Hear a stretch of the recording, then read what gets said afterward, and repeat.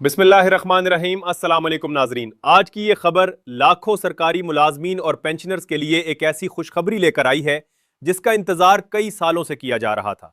अगर आप सरकारी मुलाजिम हैं, रिटायरमेंट के करीब हैं या पहले से पेंशन हासिल कर रहे हैं तो आज की वीडियो आपके लिए इंतहाई अहम है, क्योंकि एक ऐसा फैसला सामने आया है जो ना सिर्फ आपकी मौजूदा तनख्वाह बल्कि आपकी मुस्तकबिल की पेंशन पर भी बराह रास्त असर डालने वाला है।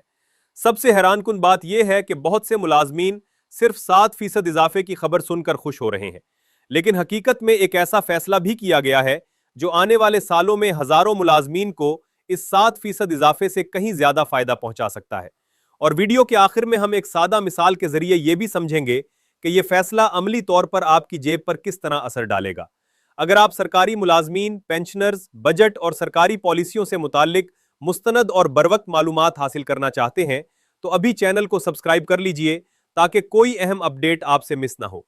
नाजरीन, सबसे पहले बात करते हैं इस फैसले की जो वफाकी बजट 2026 से 27 के दौरान सामने आया। जैसा कि आप जानते हैं कि हुकूमत ने सरकारी मुलाजमीन की तनख्वाहों में 7% इजाफे और पेंशनर्स की पेंशन में भी 7% इजाफे की मंजूरी दी है। यह खबर बजट के दिन ही सामने आ गई थी और इस पर काफी बहस भी हुई, लेकिन असल कहानी सिर्फ 7% इजाफे तक महदूद नहीं है। असल सरप्राइज अभी बाकी है, क्योंकि बजट के साथ एक और अहम फैसला भी किया गया जिस पर निस्बतन कम तवज्जो दी गई, हालांकि इसके असरात बहुत ज्यादा दूररस है। यह फैसला है दो मुख्तलिफ एडहाक रिलीफ अलाउंसेस को बुनियादी तनख्वाह में जम करने का। हुकूमत ने 2022 में दिया गया 15% एडहाक रिलीफ अलाउंस और 2025 में दिया गया 10% एडहाक रिलीफ अलाउंस बुनियादी तनख्वाह का हिस्सा बनाने का फैसला किया है। अब यहां बहुत से लोग सवाल करते हैं कि आखिर इससे फर्क क्या पड़ता है? क्या सिर्फ नाम बदल गया है या वाकई कोई माली फायदा भी होगा? इस सवाल का जवाब समझना इंतहाई जरूरी है।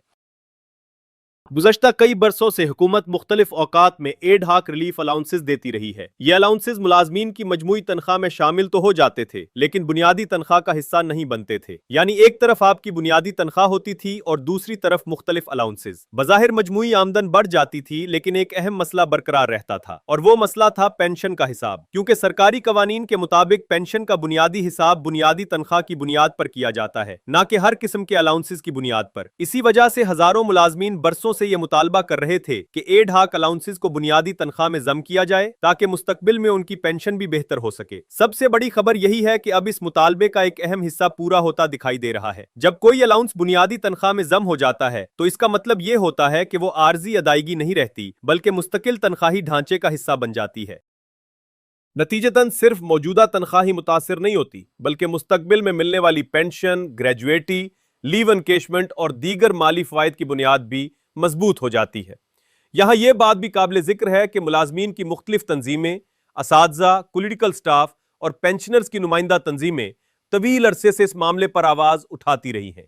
इनका मौकफ था कि अगर हुकूमत अलाउंसेस देती है तो उन्हें बुनियादी तनख्वाह में शामिल भी किया जाए ताकि मुलाजमीन को हकीकी और देर पा फायदा मिल सके। अगरचे तमाम एडहाक अलाउंसेस को मुकम्मल तौर पर जम करने का मुतालबा अभी पूरी तरह पूरा नहीं हुआ, लेकिन मौजूदा फैसला एक अहम पेशरफ्त जरूर समझा जा रहा है। अब आइए इसे एक आसान मिसाल से समझते हैं। फर्ज करें किसी मुलाजिम की बुनियादी तनख्वाह एक मखसूस रकम थी और उसके अलावा उसे 15% और 10% के दो अलग अलग अलाउंसेस भी मिल रहे थे। पहले सूरत हाल यह थी कि पेंशन का हिसाब सिर्फ बुनियादी तनख्वाह पर होता था, जबकि ये इजाफी अलाउंसेस पेंशन की बुनियाद में शामिल नहीं होते थे। लेकिन अब जब यही अलाउंसेस बुनियादी तनख्वाह में जम हो जाएंगे तो बुनियादी तनख्वाह खुद ब खुद बढ़ जाएगी, और चूंकि मुस्तकबिल में पेंशन असी नई बुनियादी तनख्वाह की बुनियाद पर बनेगी, इसलिए रिटायरमेंट के वक्त पेंशन की रकम पहले से ज्यादा होने का इम्कान पैदा हो जाएगा। यह फायदा फौरी तौर पर शायद हर शख्स को नजर ना आए, लेकिन जो मुलाजमीन अगले चंद सालों में रिटायर होने वाले हैं उनके लिए यह तब्दीली खास तौर पर अहम है, क्योंकि उनकी आखिरी बुनियादी तनख्वाह जितनी ज्यादा होगी उनकी पेंशन भी उतनी ही बेहतर बनेगी। लेकिन नाजरीन, ये तो हुई वफाकी मुलाजमीन के लिए मुस्बत खबर।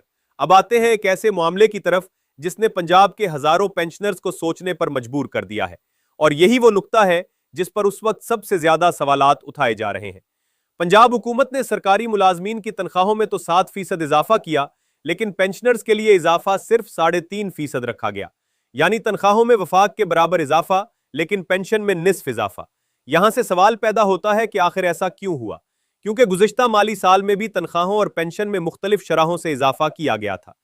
अब बहुत से पेंशनर्स ये पूछ रहे हैं कि अगर मुलाजमीन की तनख्वाहों में वफाक के बराबर इजाफा किया जा सकता है तो पेंशनर्स के मामले में अलग पॉलिसी क्यों अपनाई गई। ये एक ऐसा सवाल है जिस पर आने वाले दिनों में मजीद बहस मुतवक्के है और यही मामला इस वक्त मुख्तलिफ पेंशनर्स तंजीमों की तवज्जो का मरकज बना हुआ है। दूसरी तरफ हुकूमत का मौक़िफ़ ये बताया जा रहा है कि माली दबाव और बैनुल-अक़वामी मालियाती शराइत की वजह से अखराजात को महदूद रखने की कोशिश की जा रही है। माशी माहिरीन के मुताबिक मौजूदा माली हालात में सूबाई हुकूमतों को अपने अखराजात पर ज्यादा कंट्रोल रखना पड़ रहा है, लेकिन इसके बावजूद पेंशनर्स का यह सवाल अपनी जगह मौजूद है कि आखिर उन्हें मुलाजमीन के मुकाबले में कम शरह से इजाफा क्यों दिया गया। ये मामला सिर्फ माली नहीं बल्कि इंतजामी और कानूनी बहस का भी हिस्सा बन सकता है, क्योंकि पेंशनर्स तंजीमें मुस्तकबिल में इस हवाले से मजीद नुमाइंदगी या कानूनी रास्ता इख्तियार करने पर भी गौर कर सकती हैं। अब सवाल यह है कि इस तमाम सूरत हाल में आपको क्या करना चाहिए। यह हिस्सा इंतहाई अहम है।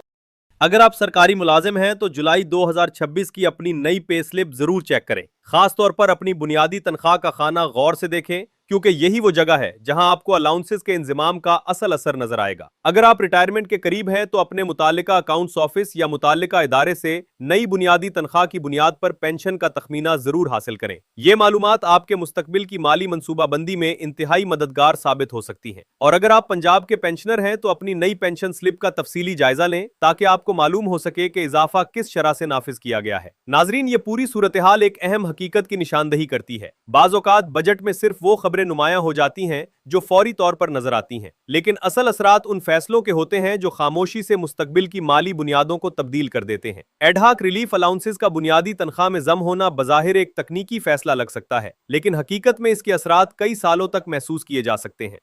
और यही वजह है कि सरकारी मुलाजमीन के लिए इस फैसले को मामूली नहीं समझा जा रहा। अगर आने वाले बरसों में मजीद अलाउंसेस भी बुनियादी तनख्वाह में जम किए जाते हैं तो इसके असरात पेंशन और दीगर माली फवायद पर मजीद नुमाया हो सकते हैं। इसीलिए जरूरी है कि हर मुलाजिम और हर पेंशनर अपनी पे स्लिप और पेंशन रिकॉर्ड का बाकायदगी से जायजा लेता रहे। अगर आप यहां तक वीडियो देख चुके हैं तो यकीनन आप सरकारी मुलाजमीन और पेंशनर्स के मसाइल और अपडेट्स में दिलचस्पी रखते हैं। इसलिए इस मौके पर चैनल को सब्सक्राइब जरूर कर लीजिए ताकि आइंदा आने वाली अहम खबरें आप तक सबसे पहले पहुंच सके। नाजरीन, आज की रिपोर्ट का खुलासा यही है कि वफाकी सतह पर 7% इजाफा अपनी जगह अहम है, लेकिन दो अहम एडहाक रिलीफ अलाउंसेस का बुनियादी तनख्वाह में जम होना मुस्तकबिल के लिए कहीं ज्यादा बड़ा और मौसर कदम साबित हो सकता है।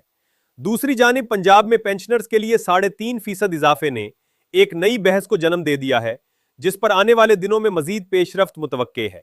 हम आप तक हर नई मालूमात, सरकारी नोटिफिकेशन और मालियाती फैसलों की तफसीलात बर वक्त पहुंचाते रहेंगे। लिहाजा अगर आप चाहते हैं कि आप किसी भी अहम अपडेट से महरूम ना रहें तो चैनल को सब्सक्राइब करें, वीडियो को लाइक करें और अपने दोस्तों, साथी, मुलाजमीन और दीगर पेंशनर्स के साथ जरूर शेयर करें। आपकी एक शेयर शायद किसी ऐसे शख्स तक ये अहम मालूमात पहुंचा दे जिसे उस वक्त उनकी सबसे ज्यादा जरूरत हो। अल्लाह हाफिज।